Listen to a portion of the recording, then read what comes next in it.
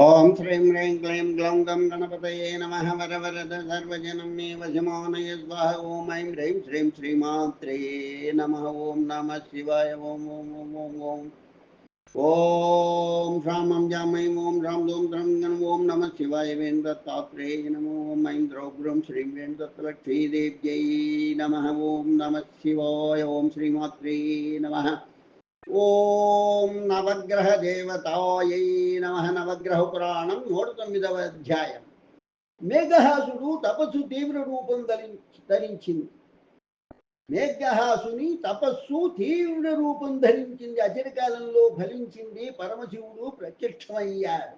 వత్స వరం కోరుకో అన్నాడు శివుడు. పరమేశ్వర, నా తండ్రి రాహువుకు ఆయన సోదరుడు కేతువుకు శరీరాలు పూర్వల్లా ఉండేలా అనుగ్రహించు.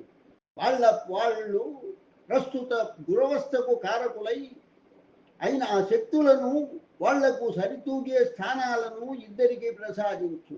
సూర్యచంద్రులను మించిన మేఘహాసుడు చేతులు జోడించి అర్థించాడు. మేఘహాస, శ్రీ మహావిష్ణువు చక్రాయుధంతో ఖండించబడిన దేహాలు రాహుకేతువులకు మళ్ళీ లభించడం అసంభవం. అయితే అనుగ్రహం వల్ల వాళ్ళిద్దరూ ఇతరుల నేత్రాలకు పూర్ణ శరీరులుగా సర్వసాధారణమైన రూపాలున్నట్లుగా కనిపిస్తారు. ధన్యోస్మి, మేఘహాసుడు ఆనందంగా అన్నాడు. ఇంక నువ్వు కోరిన రెండవ వరం యథాతథంగా ప్రసాదిస్తున్నాను. శివుడు చెయ్యెత్తి దీవించి అదృశ్యమయ్యాడు. ఆశ్రమంలోకి నడిచి వస్తున్న రాహువును కేతువును చూస్తూ వాళ్ళ పత్నులు సింహీదేవి చిత్రలేఖ ఆశ్చర్యానందాలతో అరిచారు. నా బిడ్డ తపస్సు ఫలించింది అంటూ ఆనంద బాష్పాలు కాచింది సింహిదేవి. మేఘహాసుడు నాకు బిడ్డ, నాకు కూడా బిడ్డడే సోదరి. నేను నా భర్త మేఘహాసుడి రుణం తీర్చుకోలేదు. చిత్రలేఖ కన్నీళ్లు దూచుకుంటూ అంది. మేఘహాసుడు తిరిగి వచ్చాడు. పూర్ణదేవుడుగా కనిపిస్తున్న రాహుకేతువులను చూసి మహదానందం చెందాడు. తండ్రి, పినతండ్రి, మీ ఇద్దరికీ పరమశివుడు సూర్యచంద్రులను మించిన శక్తులను ప్రసాదించాడు. వాళ్ళతో సమానమైన స్థానాలు కూడా మీకు లభించేలా వరమిచ్చాడు. మేఘహాసుడు ఉత్సాహంగా వివరించాడు. చాలా సంతోషం పుత్ర. ఆ సూర్యచంద్రుల మీద ప్రతీకారం తీర్చుకుంటాం, తద్వారా నీ రుణం తీర్చుకుంటామన్నాడు రాహు. సూర్యాస్తమయ సమయం. అంధ్యారాగం పడమటి ఆకాశానికి రంగులద్దుతుంది. రాహుకేతువులు నదిగట్టు మీద కూర్చున్నారు. రాహువు చూపులు అస్తమిస్తున్న సూర్యుడి మీదే ఉన్నాయి. సూర్యబింబాన్ని చూస్తున్న రాహువు ముఖం ఎర్రగా మారుతుంది. అతనిలో రగులుతున్న ప్రతీకారాగ్నిని ప్రదర్శిస్తున్నట్లు. కేతు, సూర్యుడి మీద పగ తీర్చుకోవాలి రేపే, రాహువు ఆలోచనగా అన్నాడు. ఏ విధంగా అన్నా కేతువు అడిగాడు. పరమశివుడు మనకు అనేక శక్తులను గ్రహించాడు కదా. లోకం కంటికి తాను కనిపించకుండా, తన కంటికి లోకం కనిపించకుండా చేయాలి. అమృతం మింగకుండా అడ్డుకున్నందుకు ఆ సూర్యుడిని మృంగాలి, రాహు కసిగా అన్నాడు. అద్భుతమైన ఆలోచన, తగిన ప్రతీకారం, కేతువు ఉత్సాహంగా అన్నాడు. సూర్యుడు అస్తమించాడు. మసలి చీకట్లు ఆవరిస్తున్నాయి. రాహుకేతువులు అలాగే కూర్చుండిపోయారు. ఇద్దరిలోనూ ఒకే రకమైన ప్రతీకార వాంఛ పడగలెత్తుకుంది. అన్నా, ఒక సందేహం, మింగివేసి జీర్ణం చేసుకోవాలా? జీర్ణమవుతాడా సూర్యుడు? కేతువు చాలాసేపటికి ప్రశ్నించాడు. రాహు తల అడ్డంగా ఆడించాడు. మృంగి అరగ తీసుకోవడం కాదు, అది ఎంత గొప్ప శిక్ష కాదు. ఆ సూర్యుడు నిత్య యాతన అనుభవించాలి, పగటి శిక్ష. సూర్యుడి ప్రతాపం కేవలం పగలే కదా. పగలు కబళించడం, రాత్రికి కక్కి వేయడం. బాగుంది, చాలా బాగుంది, కేతు ఉత్సాహంగా అన్నాడు. సూర్యుడి సంగతి సరే, మరి చంద్రుడు? అప్పుడే పడబడి కొనతొంగి చూస్తున్న చంద్రుడు చూస్తూ అడిగాడు కేతుడు. సూర్యుడికి చంద్రుడికి ఇద్దరికీ ఒకే శిక్ష. సూర్యుడిని పగలు, చంద్రుడిని రాత్రి కబళిస్తూ కసి తీర్చుకుందాం. అయితే ఇద్దరిని మార్చి కబళిస్తూ మన శక్తిని చూద్దాం, కేతువు అన్నాడు. సూర్యుడిని నేను మృంగుతా, చంద్రుడిని నువ్వు మృంగు అంటూ పైకి లేచాడు.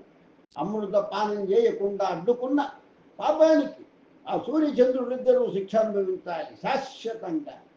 నదీ జలాల్లో నిల్చుని సంధ్యావందనం చేస్తున్న కశ్యప ప్రజాపతి సూర్య కాంతి క్రమంగా తగ్గుతూ ఉండడాన్ని గమనించి ఆశ్చర్యపోతూ సూర్యబింబం వైపు ఉంచాడు. సూర్యబింబాన్ని ఏదో చీకటి కొద్ది కొద్దిగా కప్పేస్తుంది. ఆయన చూస్తూ ఉండగానే సూర్యబింబం అంతర్ధానమైపోయింది. తక్షణం వేడిమి వెలుగు కూడా మాయమైపోయాయి. పట్టుబగులు ఆవరించిన అకాల తిమిరం ఆయన కలవరపెట్టింది. చీకటి రాత్రిలో నడుస్తున్నట్టు ఆశ్రమం వైపు నడవసాగాడు కశ్యప ప్రజాపతి. అకస్మాత్తుగా సంభవించిన సూర్యుడి అంతర్ధానం ఒక్క కశ్యప ప్రజాపతినే కాదు, ముల్లోకాలను ఆశ్చర్యాంధకారం సాగరంలో ముంచివేసింది. సూర్యుడి అంతర్ధానంతో లోకాలలో కాలం స్తంభించినట్టయిపోయింది. సూర్యకిరణాల స్పర్శతో వికసించిన తామరలు చీకటి అలుముకోవడంతో ముఖాలు ముడుచుకున్నాయి. ప్రాణులన్నీ దైనిక కార్యక్రమాలు మానివేశాయి. కశ్యపాశ్రమంలో అందరూ ఆశ్చర్యంలో మునిగిపోయారు. కిమ్మిక, ధనుదేవి, సింహిదేవి, చిత్రలేఖ ఆశ్చర్యం కొద్దిసేపట్లో ఆనందంగా మారిపోయింది. సూర్యుడి అంతర్ధానానికి కారణమేమిటో కేతువు పరమానందంగా నలుగురికి వివరించాడు. ఉత్సాహంతో వాళ్ళు చెప్పుకుంటున్న మాటల ద్వారా సూర్యుడిని రాహు కబళించి వేశాడని అదితికి తెలిసిపోయింది. అదితి వెంటనే కశ్యపుడికి విషయం చెప్పి రాహు పట్టు నుంచి సూర్యుడిని విముక్తుణ్ణి చేయమని ప్రార్థించింది. అదితి కన్నీళ్లు చూచి కశ్యప ప్రజాపతిని చూచాడు. నీవు కోరుతుంది నా శక్తికి మించిన కార్యం, నా చేతికి అందని పని. నాకు తెలుసు అదితి, ఇది ఈ ఒక్క రోజుతో ముగిసిపోయే అవాంతరం కాదు. రాహువు కేతువు ఇద్దరు సూర్యుడి మీద పగ తీర్చుకుంటూనే ఉంటారు. కశ్యప మహర్షి నిస్సహాయంగా అన్నాడు. మన రాహుకేతువులది రాక్షస గుణం, పగ తీర్చుకుంటూనే ఉంటారు. అయితే లోకాలకు వేడిమి వెలుగు ప్రసాదించే అది ఏదో చెప్పే ప్రయత్నం చేసింది. అయితే కశ్యపుడు ఆమెకు చిరునవ్వుతో అడ్డగిలాడు. లోకాలకు వేడిమిని వెలుగును ప్రసాదించే సూర్యుడిని నీకు ప్రసాదించిన జగజ్జనకుడు ఉన్నాడుగా, అదితి ఆయనే చూసుకుంటాడు అన్ని. రాత్రి సమీపించింది. రాహువు తన గ్రహణ బంధం నుండి సూర్యుడిని విడిచిపెట్టాడు. సగర్వంగా నవ్వుతూ చూచాడు. సూర్యుడు నీరసంగా మత్తుగా ఔపిస్తున్నాడు. ఒక్కసారి మమ్మల్ని విష్ణు చక్రానికి బలి చేశావు, ఒక్కసారి, కానీ మా ప్రతీకార కార్యక్రమం నిత్యం కొనసాగుతూనే ఉంటుంది, రాహు గర్వంగా అన్నాడు. ఈ రాహుకేతువులు నిన్ను శిక్షిస్తూనే ఉంటారు. రాహు వికటంగా నవ్వుతూ వెళ్ళిపోయాడు. ఇది నవగ్రహ పురాణం 109వ అధ్యాయం సంపూర్ణమైనది. నవగ్రహ పురాణం 110వ అధ్యాయం రాహుగ్రహ చరిత్ర. దినమంతా రాహువు వదన గహ్వరంలో ఇరుక్కొని ఉండిపోయినందుకు, అలసట అతని ముందు ఓడిపోయినందుకు అవమానం సూర్యుడిని ఆవేదనలో ఆగ్రహంలో మునకలు వేయిస్తున్నాయి. ఎప్పుడూ లేని విధంగా తనకు అలసట చాలా తీవ్రంగా ఉంది. శరీరం నలిగిపోయిన అనుభూతి. దేహంలో ఈ మార్పు ఎందుకు వచ్చిందో సూర్యుడికి అర్థమైపోయింది. నీరసంగా మందిరంలోకి అడుగుపెట్టిన సూర్యుడి వైపు సంజ్ఞ పరిగెత్తుకు వచ్చి, స్వామి ఏమి జరిగింది, నీకేమైంది, రోజంతా చీకటి ఎందుకు అలుముకుంది? సంజ్ఞ ఆతృతగారి సూర్యుడు తనను రాహు కబళించిన విషయం చెప్పాడు. అమృతపాన సమయంలో రాహుకేతుల నాటకాన్ని బట్టబయలు చేశాను కదా, పగబట్టారు. శాశ్వతంగా ప్రతిరోజు ఇలాగే కబళిస్తూనే ఉంటామంటూ హెచ్చరించి వెళ్ళారు. సూర్యుడు నిరుత్సాహంగా అన్నాడు. ఆ రాహుకేతువులకు అంత శక్తి ఉందా స్వామి? సంజ్ఞాడి ఉంది, లేకపోతే రాహు ఈ సూర్యుడిని కబలించగలడా? సూర్యుడు అన్నాడు. ఈ రాహుకేతువుల పీడ శాశ్వతంగా ఉంటే ఎలా స్వామి? ఉండదు. నేడు రాహువు తన శక్తిని ప్రదర్శించాడు, రేపు ఈ సూర్యుడు తన ప్రతాపం ప్రదర్శిస్తాడు. సూర్యుడు ఉదయించాడు. మేఘాల చాటున నక్కి దక్కున్న రాహువు వెలికి వచ్చి వికటంగా నవ్వాడు. గుహలాంటి నోరు, రక్తం పులిమినట్టున్న నాలుక, వికసితంగా ఔపిస్తున్న దంతాలు. సూర్య రా, నా వదన కుహరంలో హాయిగా విశ్రమించు అంటూ రాహువు సూర్యుడిని సమీపిస్తున్నాడు. ఉన్నట్టుండి సూర్యబింబం రంగు మారింది. క్షణంలో సూర్యుడు అగ్నిగోళంలా మారిపోయాడు. నిప్పు ముద్దలా అయిపోయిన సూర్యబింబం సెగలు చిమ్మటం ప్రారంభించింది. క్షణంలో తూర్పు దిక్కు అగ్ని సముద్రంలా మారిపోయింది. సూర్యుడి వైపు దూసుకు వస్తున్న రాహువు తటాలు నాగాడు. భరింపురాని ఉష్ణతరంగాలు తనను తాకుతున్నట్లు గ్రహించాడు. అతను నమ్మలేనట్టు సూర్యుడి వైపు చూచాడు. క్షణక్షణానికి సూర్యబింబం రంగు భయానకంగా ఎర్రబారుతుంది. సూర్యుడు ఆగ్రహాన్ని వ్యక్తం చేస్తున్నట్లు భరింపరాని వేడి కెరటాలను నలువైపులా దిమ్ముతూ కంటికి కనిపించని ఉష్ణ సముద్రం తనని చుట్టుముట్టుతూ ముంచివేస్తున్నట్లు అనిపిస్తుంది రాహువుకు. అక్కడే ఉంటే తన శరీరం కూడా భస్మైపోతుందన్న భయం ఆవరించింది రాహువు. మరొకసారి సూర్యుడి వైపు దూకే ప్రయత్నం చేశాడు అతను. సూర్యబింబాన్ని దూచే శక్తి కూడా లేదని గ్రహించాడు రాహువు. వెంటనే వెనుతిరిగి సూర్యుడికి దూరంగా సుదూరంగా వెళ్ళిపోసాగాడు. రాహువు రా, కబళించు, ప్రతీకారం తీర్చుకో, సూర్యుడు నవ్వుతూ అన్నాడు. సూర్యుడి మాటలు నవ్వు రాహువును వెంటాడుతూ తరుముతున్నాయి. రాహువు తన వైపు కన్నెత్తి చూడకుండా అడ్డుకునే అత్యుష్ణ కవచాన్ని ధరించిన చండబాణుడు తన విహారాన్ని విజయవంతంగా కొనసాగించాడు. రాహువును పరుగులు పెట్టించిన సూర్యుడి ప్రచండ తాపం తన దుష్ప్రభావాన్ని లోకాల మీద కూడా చూపింది. భయంకరమైన వేడిమికి సాగరాలు, నదులు ఆవిరైపోయాయి. చెవులు పగిలి భీకర సద్భనులతో రాళ్లు పగిలిపోయాయి. ఆదిత్యుడి అత్యుష్ణం అన్ని లోకాలను అతలాకుతలం చేసివేసి సూర్యుడు ఒక రోజు అంతర్ధానం కావడం, మరునాడు అధికమైన ఉష్ణాన్ని వెదజల్లడం, ఈ రెండు ఇంద్రుణ్ణి బృహస్పతిని ఆశ్చర్యంలో పడవేశాయి. ఏం జరిగిందో అర్థం కాక సతమతమవుతున్న దేవేంద్రుడికి నారదుడి రాక కొంత ఉపశమనం ఇచ్చింది.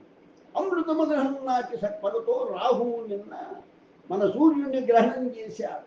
రోజంతా రాహువు నోట చిక్కుకొని బుక్కిరి బిక్కిరైన సూర్యుడు ఇప్పుడు రాహువు తనను సమీపించకుండా ప్రచండాగ్నిగోళం అయిపోయాడు అన్నాడు సూర్యుడు. అయితే లోకాల గతి ఏమిటి, లోకాలలోని ప్రాణులు ఏమైపోవాలి? ఇంద్రుడు ఆందోళనగా అన్నాడు. నారాయణ, ఆ ప్రశ్న నా జనకుల వారిని అడగాలి మీరు. నారదుడు నవ్వాడు. గురుదేవ పదండి అంటూ ఉన్నపాటున లేచాడు ఇంద్రుడు. లోకాలకు దాపురించిన ఉపద్రవం గురించి బ్రహ్మకు వివరించాడు ఇంద్రుడు. చతుర్ముఖుల సహాయం అర్థించమని మన నారదుడు సూచించాడు. బృహస్పతి విన్నవించాడు. ఈ సమస్య ద్విముఖం. సూర్యుడు తన ఉష్ణోగ్రతను నియంత్రిస్తే వెంటనే రాహు కబలిస్తాడు. నియంత్రించకపోతే ప్రాణులల్లాడిపోతాయి. ఈ మహావిష్ణువును ఆశ్రయించి తరుణోపాయం పొందాలి అంతే. నేను చేయగలిగింది ఏమీ లేదు బ్రహ్మని చూచాడు. అంటే శ్రీహరి సన్నిధికి వెళ్తాం, సెలవు. ప్రస్తుత సమస్య బహు జటిలమైంది మహేంద్ర. ఆయన సన్నిధికి నేను వస్తానన్నాడు బ్రహ్మ. అందరూ విన్నవించింది విని విష్ణువు చిరునవ్వు నవ్వాడు. సూర్యుడు తన తాపాన్ని తగ్గించకపోతే ప్రాణులకు లోకాలకు ముప్పు, తగ్గిస్తే రాహువు వల్ల అతనికి ముప్పు. ఈ సమస్యకు పరిష్కారం ఒక్కటే. సూర్యుడి ప్రచండ తాపం అలాగే ఉండాలి, రాహువును దూరంగా ఉంచుతూ అదే సమయంలో అది కోష్టం తగ్గి లోకాలకు తగినంత పరిమాణంలో ప్రసరించాలి. అంటే సూర్యుడి నుండి వెలువడే ప్రచండమైన వేడిమిని తగ్గించి ఆవిలికి పంపే శక్తి సూర్యుడి ముందు ఉండాలి. ఆ శక్తి ఎక్కడుందో మీరే చెప్పాలి, బ్రహ్మ వినయంగా అడిగాడు. ఇంతకు ఆ శక్తి ఏది స్వామి? ఇంద్రుడు అడిగాడు. విష్ణుమూర్తి చిరునవ్వు నవ్వాడు. ఆ శక్తి ఏది కాని ఏది అని కాదు ఇంద్ర, ఎవరు అని అడుగు. బ్రహ్మ, ఇంద్రుడు, బృహస్పతి, నారదుడు ఆయన వైపు కుతూహలంగా చూచారు. ఎవరో తెలుసా? అనూరుడైన అరుణుడు. అరుణా బ్రహ్మ అరుణుడా? బ్రహ్మశ్చర్యంగా అన్నాడు. అవును, కశ్యప పత్ని వినత కుమారు. సూర్యుడి వేడిమిని నియంత్రించే శక్తి అరుణుడి శరీరానికి ఉంది. అతడు సూర్యుడి ముందు ఉండే వ్యవస్థ చేయి. ఆ బాధ్యత నువ్వే స్వీకరించు. చతుర్ముఖ విష్ణువు ఆజ్ఞాపించాడు. బ్రహ్మ వినయంగా నమస్కరించాడు. ఇంద్రాదులు కూడా శ్రీ మహావిష్ణువుకు ప్రణామాలు చేసి సెలవు తీసుకున్నారు. ఇది నవగ్రహ పురాణం 110వ అధ్యాయం సంపూర్ణమైనది. నవగ్రహ పురాణం 111వ అధ్యాయం. గురువు గారు, అరుణుని జన్మ వృత్తాంతం మీరు మాకు వివరించలేదే చిదానందుడు అన్నాడు. ఇప్పటిదాకా ఆ పాత్రకు మన కథకు అవసరం కలగలేదు కదా, అందుకని ఆయన కాదని అలా వదిలేశారు. ఇప్పుడు క్లుప్తంగా చెప్తాను వినండి అన్నాడు నిర్వికల్పానంద. కశ్యప ప్రజాపతి పత్తులు వినత కద్రువ సంతానం వరం కోరిన విషయం మనం చెప్పుకున్నాం. కద్రువ 1000 మంది నాగకుమారులను కోరితే వినత మహాబలవంతులైన 2 కుమారులను కోరింది. కశ్యపుడు అనుగ్రహించాడు. కాలక్రమాన కద్రువ గర్భంలో నుంచి 1000 గుడ్లు ఉద్భవించాయి. వినతకు 2 అండాలు కలిగాయి. ఆ అండాలను నేతికుండలలో నిలువ చేసి కలిసి రక్షిస్తూ ఉండమన్నాడు కశ్యప మహర్షి. కొంతకాలానికి కద్రువ భద్రపరిచిన అండాల్లోంచి వాసుకి, శేషుడు, ఐరావతుడు, తక్షకుడు మొదలైన సర్పకుమారులు వెలికి వచ్చారు. వినత అండాలు అలాగే ఉండిపోయాయి. చెల్లెలికి కుమారులు కలిగి తనకు కలగకపోవడం వినత విచారంతో కృంగిపోయింది. కద్రువ ఆతృతగా నేతికుండలోంచి ఒక గుడ్డును వెలికి తీసి పడవేసింది. అందులోంచి తొడల నుండి కింది శరీర భాగం లేనివాడు, పై శరీర భాగం మాత్రమే ఎదిగినవాడు అయిన పుత్రుడు వెలువడ్డాడు. ఆ పుత్రుడే అరుణుడు. ఊరు తొడలు లేనందువల్ల అనూరుడు అని వ్యవహరించబడ్డాడు. పరిపూర్ణ దేహం వృద్ధి చెందక ముందే తాను ఉన్న గుడ్డును విచ్ఛిన్నం చేసిన తల్లి వినత మీద అరుణుడు ఆగ్రహించాడు. తనను అంగవికలుడిగా చేసినందుకు దాసిగా పడి ఉండమంటూ ఆమెను శపించాడు. రెండవండాన్ని అలాగే వదలమని, అందులోంచి మహాబలవంతుడైన తన తమ్ముడు జన్మిస్తాడని, ఆమెకు దాస్య విముక్తి కలిగిస్తాడని చెప్పి విరక్తితో తల్లిని వదలి అరుణుడు ఆకాశ మార్గానేటో వెళ్ళిపోయాడు. నిర్వికల్పానంద అరుణుడి జన్మగాథ ముగించాడు. గురువు గారు, అనూరుడైన అరుణుడు వివాహం చేసుకోలేదా? విమలానందుడు అడిగాడు. శ్వేని అనే స్త్రీని అరుణుడు భార్యగా స్వీకరించాడు. ఆ దంపతులకు 2 కుమారులు కూడా కలిగారు. ఆ కుమారుల నామధేయాలు మీకు తెలుసు. ఒకరు సంపాతి, మరొకరు జటాయి. 2 రామాయణంలో పాత్రలు. గురువు గారు, వినత దాచిన 2వ అండం ఏమైంది? సదానందుడు అడిగారు. అరుణుడు చెప్పిన ప్రకారం వినత 2వ అండాన్ని పూర్తిగా దగనిచ్చింది. అందులోంచి బంగారు రంగులో ఉన్న పక్షి వెలికి వచ్చింది. ఆయనే గరుడు. తల్లికి దాస్య విముక్తి కలిగించాక ఆ గరుత్మంతుడు శ్రీ మహావిష్ణువు వాహనంగా స్థిరపడ్డాడు. నిర్వికల్పానంద చెప్పాడు. ఇప్పుడు మళ్ళీ మనం రాహుగాథలోకి వెళ్ళాలన్నమాట. వినతాసుతుడైన అరుణుడిని సూర్యుడి ముందు స్థాపించమన్న శ్రీ మహావిష్ణువు ఆదేశాన్ని పాటించిన బ్రహ్మ అరుణుడి ముందు ప్రత్యక్షమయ్యాడు. తన ముందు సాక్షాత్కరించిన బ్రహ్మకు అరుణుడు పాదాభివందనం చేశాడు. సుఖీభవ అన్నాడు బ్రహ్మదేవుడు దీవిస్తూ. ఈ వికలాంగుడికి సుఖమెక్కడిది స్వామి? అరుణుడు దీనంగా నవ్వాడు. నీకు సుఖాన్ని, గౌరవాన్ని, ఆనందాన్ని ఇచ్చే పదవి ఇవ్వడానికే వచ్చాను అరుణ. బ్రహ్మ చిరునవ్వుతో అన్నాడు. అరుణుడు కుతూహలంగా చూచాడు. నిన్ను సూర్యుడి ముందు ఆయన రథం మీద కూర్చుండబెట్టమని శ్రీ మహావిష్ణుదేవుడు నన్ను ఆజ్ఞాపించాడు. నేను నిన్ను సూర్యరథ సారథిగా నియమిస్తున్నాను. అరుణుడు ఆశ్చర్యంగా అన్నాడు. కారణం తెలుసుకోవచ్చునా నేను? స్వామి, రాహువు సూర్యుడిని కబలించడం ప్రారంభించాడు. అతగాడిని అడ్డుకోవడానికి సూర్యుడు తన వేడిమిని భయంకర స్థాయికి పెంచుకున్నాడు. ఫలితంగా లోకాలు, లోకస్తులు అల్లాడిపోతున్నారు. సూర్య తాపాన్ని విరోధించే శక్తి నీ శరీరానికి ఉంది. అందుకే నిన్ను కోరుతున్నాను. శిరోధార్యంగా ఒక వరంగా స్వీకరిస్తున్నాను. ఆ సూర్యుడెవరు? మా అదితి పెద్దమ్మ పుత్రుడే కదా. అన్నగారి రథానికి సారథిగా అవడం నా అదృష్టం కదా. మీ దయకు ధన్యవాదాలు. అరుణుడు నమస్కరించాడు. అరుణపత్ని శ్వేని వాళ్ళను సమీపించి బ్రహ్మదేవుడికి వినయంగా నమస్కరించింది. స్వామి, నా నాథుణ్ణి మీరు కనికరించవచ్చు కదా. ఆయనను సంపూర్ణ శరీరుడుగా చేసి అంగవైకల్యాన్ని దూరం చేయవచ్చు కదా. శ్వేని అభ్యర్థిస్తూ అడిగింది. బ్రహ్మ చిరునవ్వు నవ్వాడు. సాధ్వి, నీ కోరిక న్యాయసమ్మతమైంది. అన్నీ ఉన్న వ్యక్తి సాధించే విజయం కాదు. అంగవైకల్యం శాపం కాదని, అది సాధన కొట్టడం రాదని, వికలాంగుడు కూడా విశిష్ట స్థానాన్ని అందుకోగలడని నీ భర్త అరుణుడు తన వ్యక్తిత్వంతో లోకాలకు దాటుతాడు. అతడు ఇచ్చే స్ఫూర్తి ప్రాణులకు అవసరం. మీ సంకల్పమే మా భాగ్యం అంది శ్వేని. అరుణ, ఇదిగో నా చేతిని పట్టుకో నాయన అన్నాడు బ్రహ్మ. అరుణుడు ఆయన చేతిని పట్టుకున్నాడు. మరుక్షణం 2 దృశ్యమయ్యారు. సూర్యుడు మందిరంలోంచి యువతలికి వచ్చాడు. రథం వైపు నడుస్తూ తన వేడిమిని పెంచసాగాడు. రథం వద్దాడిన సూర్యుడు తన ముందు ప్రత్యక్షమైన 2 ఆశ్చర్యంగా చూచాడు. సృష్టికర్త బ్రహ్మ, ఆయన చేతిని పట్టుకున్న సంపూర్ణ శరీరుడైన వ్యక్తి. సూర్యుడు బ్రహ్మకు అభివాదం చేశాడు. బ్రహ్మ చెయ్యెత్తి దీవించాడు.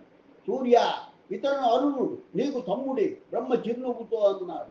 తమ్ముడా? సూర్యుడు ఆశ్చర్యంగా నిన్ను చూస్తూ అన్నాడు. అవును సోదరా, నేను మీ పినతల్లి వినతాదేవి కుమారుడు. నన్ను అనూరుడు అని అంటారు అంటూ అరుణుడు సూర్యుడికి నమస్కరించాడు. సూర్యుడు అరుణుని దగ్గరకు తీసుకున్నాడు. సూర్య, నిమ్మికేయుడైన రాహువుతో కేతువుతో నీకు గ్రహణ ప్రమాదం ఉంది. అత్యధికమైన వేడిమితో నువ్వు నీకు రక్షణ కవచం కల్పించుకున్నావు. అయితే నీ మహాతాపం లోకాలను తల్లడేలా చేస్తుంది. నీ విశేష తాపాన్ని నియంత్రించి అవసరమైనంత వేడిమి లోకాలకు అందించేలా చేసే శక్తి ఇదిగో నీ సోదరుడైన అరుణుడికి ఉంది. అరుణుడిని నీ ముందు నీ సారథిగా కూర్చోబెట్టుకున్నాను. అరుణుడిని సారథిగా స్వీకరించి బ్రహ్మ వివరించాడు. సూర్యుడు చేతులు జోడించాడు. మహాప్రసాదం బ్రహ్మ సూచనతో సూర్యుడు అరుణుని తన రథం మీద సారథిగా కూర్చోబెట్టుకున్నాడు. అరుణుడు అడ్డుగా ఉన్న కారణంతో సూర్యకాంతిలో అది కోష్టం పరిమితమైపోయింది. బ్రహ్మ చిరునవ్వుతో ఇద్దరిని దీవిస్తున్నాడు. ఇది నవగ్రహ పురాణం 111వ అధ్యాయం సంపూర్ణమైనది. నవగ్రహ పురాణం 112వ అధ్యాయం. ఉన్నట్టుండి సూర్యతాపం తగ్గుముఖం పట్టడం రాహుకేతువులను ఆశ్చర్యానికి గురి చేసింది. సోదరా, వాతావరణం మనకు అనుకూలించినట్టుంది. సూర్యుడిని కబళించేద్దాం, కేతు ఉత్సాహంగా అన్నాడు. అలా ఏం జరిగిందో ఏం చేయగలమో చూద్దామన్నాడు రాహువు. రాహువు కేతువు సూర్యుడు ప్రయాణం చేసి కాంతిభతం సమీపాన మేఘాల చాటున నక్కి దాక్కుని వేచి చూస్తున్నారు. కాసేపట్లో సూర్యరథం వాళ్ళ దగ్గరగా వెళ్తుంది. సూర్యుడు ముందు అతనికి అడ్డుగా కూర్చొని రథం తోలుతున్న వికలాంగుడిని చూస్తూ ఇద్దరు ఆశ్చర్యపోయారు. సారథిగా ఉన్న వ్యక్తి వల్ల సూర్యరశ్మిలో ఉష్ణోగ్రత తగ్గుతుందని వాళ్లకు అర్థమైపోయింది. అన్న, నువ్వొక్కరిని నేనొకరిని మింగేద్దాం, కేతు ఉత్సాహంగా అన్నాడు. రాహు అతన్ని వారించాడు. ఆ సారథి క్షేమంగా ఉండాలి. కేతు, అతని వల్లే భయంకరమైన వేడి తగ్గింది. లోకాలతో పాటు మనము క్షేమంగా ఉండాలంటే సమయం చూసి సూర్యుడిని కబలించాలంటే మన గర్భశత్రువు నిప్పులు జరగకుండా ఉండాలి. ఈసారి సూర్యుడిని నేను స్వాహా చేయాలన్నా ఎప్పుడు చేయాలంటే ఎప్పుడు చేయమంటావో చెప్పు. కేతువు అడిగాడు కసిగా. ఒక పని చేద్దాం, రాహు సాలోచనగా అన్నాడు. ఒకసారి ఆ సూర్యుడికి కనిపించి మనం అప్రమత్తంగా ఉన్నామని, అవకాశం కోసం నిరీక్షిస్తున్నామని చెప్పకనే చెబుదాం అంటూ రాహువు మేఘాల చాటు నుండి వెలికి వచ్చాడు. కేతువు రాహువు వెంట వెళ్ళాడు. సూర్యరథం దగ్గరగా వస్తుంది. ఇద్దరు ఒక్కసారిగా దిక్కులు అదిరేలా వికటంగా నవ్వడం ప్రారంభించారు. అరుణుడు అప్రయత్నంగా రథాన్ని ఆపి తలదిప్పి చూచాడు. భయంకరంగా నోళ్లు తెరిచి చెవులు పగిలేలా నవ్వుతున్నా రాహుకేతువులు అతనికి కనిపించారు. అరుణుడు ఆశ్చర్యంతో సూర్యుడి వైపు తలెత్తి చూచాడు. అరుణా, రథాన్ని పోని ఆపకు. సూర్యుడు అరుణుని వైపు చూడకుండానే అన్నాడు. అగ్రజ, అరుణుడు రథాన్ని పోనిస్తూ అన్నాడు. మన తండ్రి గారి తనయులే, అంతా వివరంగా చెప్తాను పదా. సూర్యుడు రాహువుని కేతువుని చూస్తూ అన్నాడు. కశ్యప ప్రజాపతి, అదితి, వినత, కద్రువ ఆశ్రమ ప్రాంగణంలో నిలుచుని సూర్యుడిని ఆనందంగా చూస్తున్నారు. పరిమితమైన వేడిని ప్రసరిస్తున్న సూర్యుడిని కశ్యపుడు మెచ్చుకున్నాడు. అదితి మాట్లాడుతూ, స్వామి, సూర్యుడు తన అధిక తాపాన్ని తగ్గించుకున్నాడు. అదితి మాట్లాడుతూ, స్వామి, సూర్యుడు తన అధిక తాపాన్ని తగ్గించుకున్నాడు. లోకహితకారి కదా నీ పుత్రుడు. కశ్యప మహర్షి చిరునవ్వు నవ్వాడు. అది కాదు స్వామి, వేడిమి తగ్గడంతో మన రాహుకేతువులు మళ్ళీ సూర్యుడి మీదకు విజృంభిస్తారేమో అని నాకు భయంగా ఉంది స్వామి. అదితి ఆందోళనతో ఉంది. నారాయణ అంటూ నారద మహర్షి వాళ్ళ వైపు నడుస్తున్నారు. ఆ భయం అవసరం లేదు సాధ్వి. సూర్యుడు తన ప్రచండ తాపాన్ని ఉపసంహరించలేదు. శ్రీ మహావిష్ణువు ఆనతి ప్రకారం చతుర్ముఖ బ్రహ్మ సూర్యుడి ముందు సారథిగా ఒక శక్తివంతుడిని కూర్చోబెట్టారు. ఆ సారథి తాపాన్ని తగ్గిస్తూ సూర్యకాంతిని లోకాలకు అందిస్తున్నాడు. నారదుడు అదితితో అన్నాడు. అలాగా, చల్లటి వార్తలు ఇచ్చావు. ఇంతకు వ్యక్తివంతుడైన మహాత్ముడు ఎవరు మునీంద్ర? కశ్యపుడు కుతూహలంగా అడిగాడు. ఆ మహాత్ముడు ఈ మహాత్ముడి కుమారుడే. నారదుడు కశ్యప ప్రజాపతిని చూస్తూ అన్నాడు. నిజమా? ఇదిగో ఈ వినతాదేవి గర్భాన అర్థ శరీరంతో పుట్టినాడు. నారదుడు నవ్వుతూ అన్నాడు. అదితి, ఆమె సోదరీమణులు, కశ్యపుడు అందరూ ఆశ్చర్యంగా చూచారు. నిజమా? నా బిడ్డ సూర్యుడికి తన అగ్రదుడికి సారదేశాడా వినత గాద్గలికంగాడి. అవును తల్లి, అంగవికలుడైన నీ అరుణుడు విధంగా అదృష్టవంతుడు నారదుడు అన్నాడు. వినత కన్నీళ్లు దూచుతుంది. నా బిడ్డ పూర్ణ శరీరుడు కాకుండా అడ్డుకుని అన్యాయం చేశాడు. నా అరుణుడిని చేతులారా అనూరుడిగా తొడలు లేని వికలాంగుడిగా చేశాను. ఆ పరమాత్ముడు ఆ బిడ్డడికి న్యాయం చేశాడు.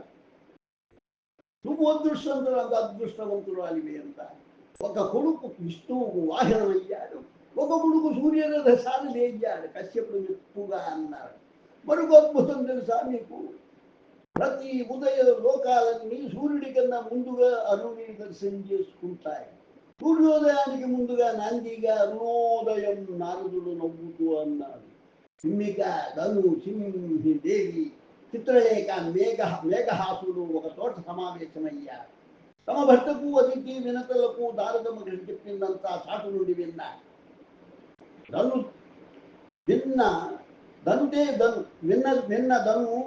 విన్నదను వైనకేయుడు అయిన అరుణుడు సూర్యుడి రథసారథిగా నియమించబడిన విషయం వివరించి చెప్పింది వాళ్ళకు. ఆ విష్ణువు మన బిడ్డల మధ్య శత్రుత్వం నింపుతున్నాడు. సింహిక ఉక్రోషంతో అంది. అవును, శరీరాలు కోల్పోయిన రాహు కేతువు వాళ్ళ ప్రతీకారం తీర్చుకోవడానికి అవకాశం లేకుండా వాళ్ళ సవతి సోదరుడు అరుణుని అడ్డుగా ఉంచాడు ధను అంది. అయితే ఇక మా భర్తలు ఆ సూర్యచంద్రుల మీద పగ తీర్చుకోలేరా అత్తగారు? సింహిక అడిగింది. ఎందుకు తీర్చుకోలేరు సింహి అంటూ ఒకరికి వచ్చాడు రాహు. కేతువు అతన్ని అంటిపెట్టుకునే ఉన్నాడు. అరుణుడు ఉన్నా లేకున్నా మా పగ చల్లారి, మా పంతం సడలిపోదు కేతువు సగర్వంగా అన్నాడు. అవును, తండ్రి గారికి పెనుతండ్రి గారికి పరమేశ్వరుడి వరాలను ఆయుధాలుగా ఆర్జించి ఇచ్చారు కదా. మేఘహాసుడు గుర్తు చేశాడు. మేఘహాసుడు చక్కగా చెప్పాడు. మాది తిరుగులేని శక్తి. ఇప్పుడు అనూరుడి వల్ల సూర్యుడి ఉష్ణం తగ్గింది. వాటి వేసి సమయం దూచి సూర్యుని అతి త్వరలో కబలిస్తాను. రాహు కంఠంలో పట్టుదల పగ జంటగా ధ్వనించాయి. అడ్డుగా అనూరుడు ఉన్నాడు కదా, తిమ్మిదేవి ఉక్రోషంగా అని. అతడికి ఏమైనా అయితే అత్తగారు వినతాదేవి బాధపడతారు కదా. అనూరుడికి ఏమీ కాదు దేవి, పాపం అనూరుడు కాళ్ళు లేనివాడు, అతనికి అపకారం జరగనివ్వను. అతను అడ్డుగా ఉన్నప్పుడే నేను సూర్యుడిని సమీపించగలను. రాహు అన్నాడు. సమీపించాక ఒక్కసారి నా వదన కుహరంలోకి లాగితే ఇక సూర్యుడి దాపం మాయమైపోతుంది. అతడు భానుడైతే నేను సద్భానువు. పరమశివుడి వరం ఉండనే ఉంది. రాధా, మీ సోదరులిద్దరూ సూర్యచంద్రులను పంచుకుంటున్నారా? పగ తీర్చుకోవడానికి కేతువు భార్య చిత్రలేఖ ప్రశ్నించింది. కేతువు విఘటంగా నవ్వాడు. ఆ ఇద్దరి మీద మా ఇద్దరికి పగ ఉంది. ఇద్దరు రగిలిపోతున్నాం ప్రతీకార వంచకు. ఇద్దరిని గమనిస్తూ ఎప్పుడు ఎవరిని ముట్టేస్తారో ఊహించలేని సహాయ స్థితిలో పడివేస్తారు. ఆదిత్యుడిని. ఇది నవగ్రహ పురాణం 112వ అధ్యాయం సంపూర్ణమైనది. నవగ్రహ పురాణం 113వ అధ్యాయం. జననీ జనుకుల పాదపద్మాలకు ప్రణామాలు. నారదుడు సరస్వతి బ్రహ్మలకు చేతులెత్తి నమస్కరించాడు. సరస్వతి చిరునవ్వు నవ్వింది. మీ జనకుల కన్నపుటాలలో వేదానికి ఏమి తెచ్చావు నారద కుమారా? నారాయణ ఏదో మోసి తెచ్చానని ఎందుకు అనుకుంటున్నావు మాత? నారదుడు ప్రశ్నించాడు. బ్రహ్మదేవుడు నవ్వాడు. ఏదో అనడానికో ఏదో వినడానికో అయితే గాని నువ్వు ఎవరి సన్నిధికి వెళ్ళవుగా కుమారా. వాగ్దేవి ఆ మాత్రం ఊహించలేదా? వచ్చిన పని ఏమిటో చెప్పు, వింటావా వినిపిస్తావా? జనక, మీరు వినిపించాలని సంకల్పిస్తే గాని నేను వెళ్ళలేను కదా. విన్నది కన్నది వినిపించి ధరిస్తాను. నారదుడు నవ్వుతూ అన్నాడు. శ్రీమద్ మహావిష్ణుదేవుల సూచన ప్రకారం సూర్యుడి ముందు అరుణుని ప్రతిష్ఠించి లోకాల్లో విస్తరించే సూర్యతాపాన్ని నియంత్రించారు. అయితే ఆ రాహువుని నియంత్రించే ఉపాయం ఆలోచించలేకపోయారు. బ్రహ్మ నారదుడి మాటలను అవగాహన చేసుకుంటూ శిరస్సును పంచించాడు. అరుణుడు అడ్డు లేనప్పుడు సూర్యుడి మహాతాపం రాహువును దూరంగా ఉంచింది. ఇప్పుడు ఆ పరిస్థితి లేదు, నారదుడు వివరించాడు. సరస్వతి నవ్వు మధురం మోహనంగా ధ్వనించింది. తండ్రి కొడుకులు ఇద్దరు సమాలోచనలు జరిపి ఒక సమస్య పరిష్కారం కనుగొన్నారు. ఒక సమస్య గురించి మరిచిపోయారు. సూర్యతాపాన్ని నియంత్రించడం గురించి మాత్రమే ఆలోచించారు. రాహువును నియంత్రించడం గురించి విస్మరించారు.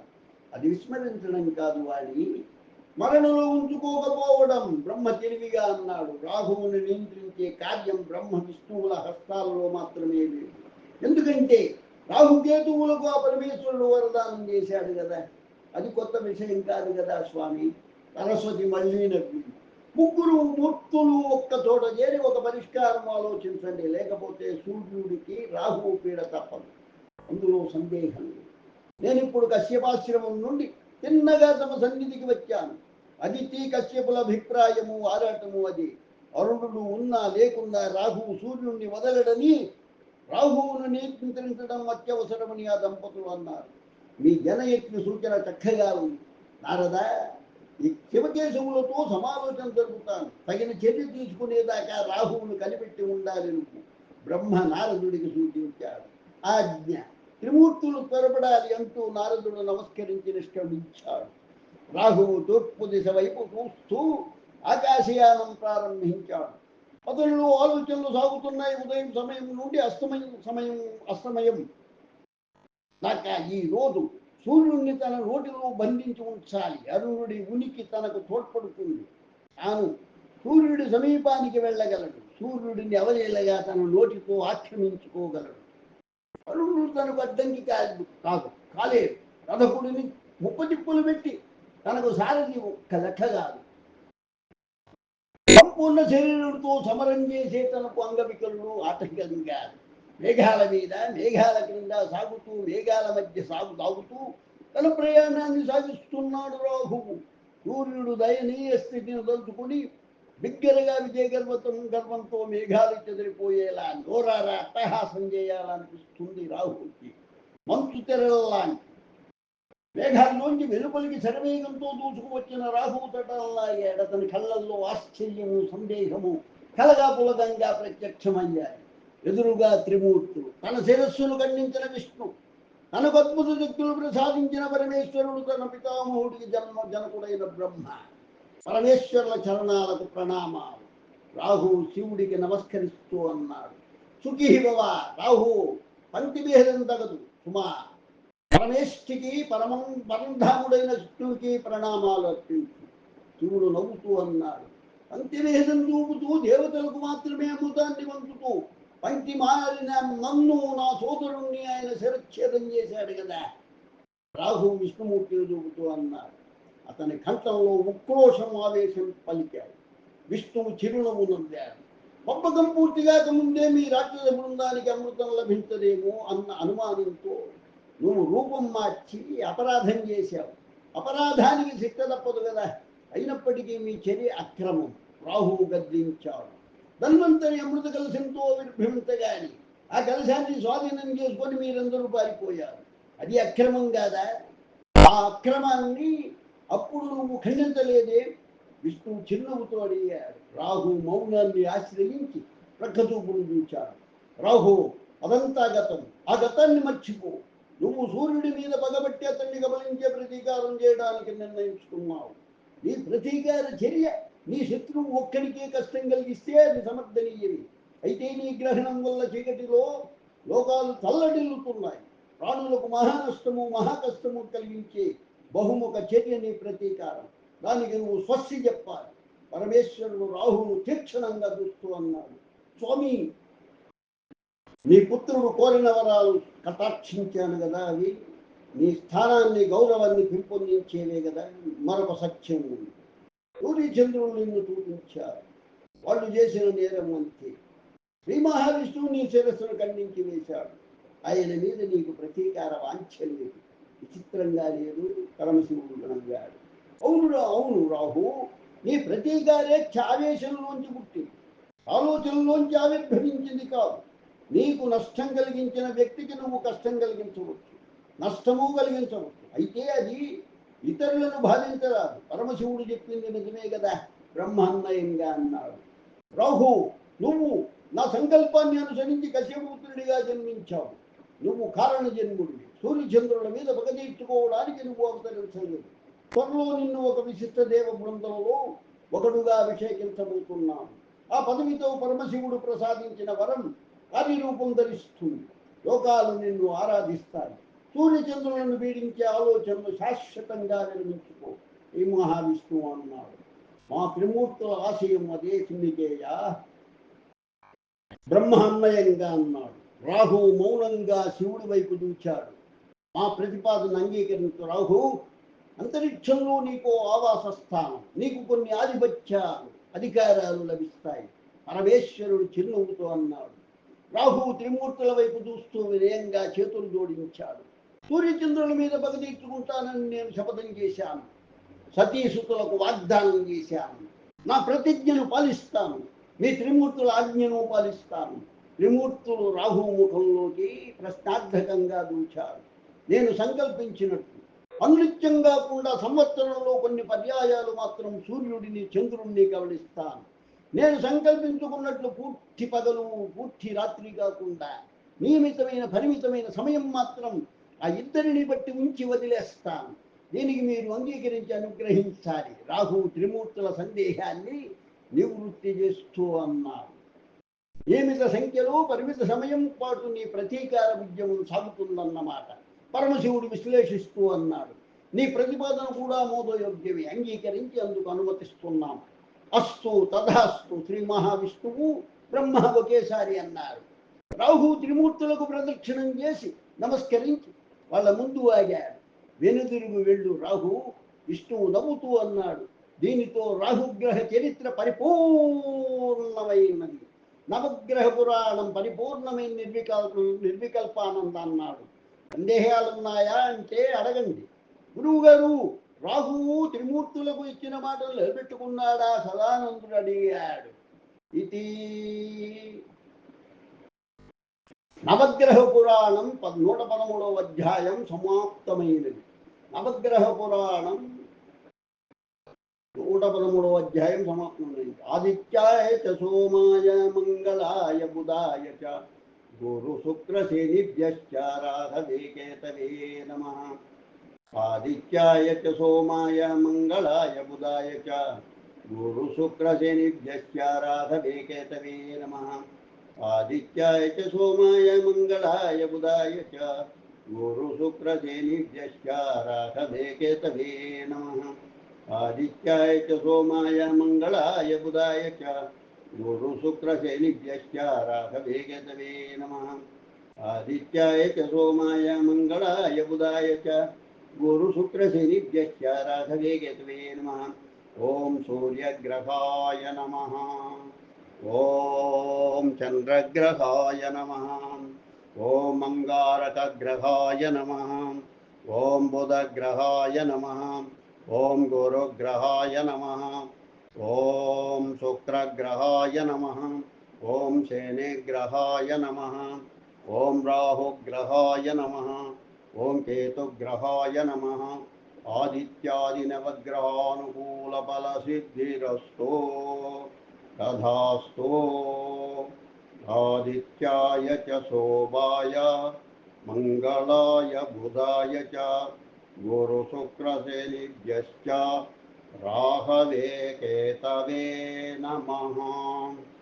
ఇది నవగ్రహ పురాణం 113వ అధ్యాయంతో నవగ్రహ పురాణం పరిసమాప్తమైనది. లోకా సమస్తా సుఖినో భవంతు. లోకా సమస్తా సుఖినో భవంతు. లోకా సమస్తా సుఖినో భవంతు. ఓం శాంతి శాంతి శాంతి. స్వస్తి.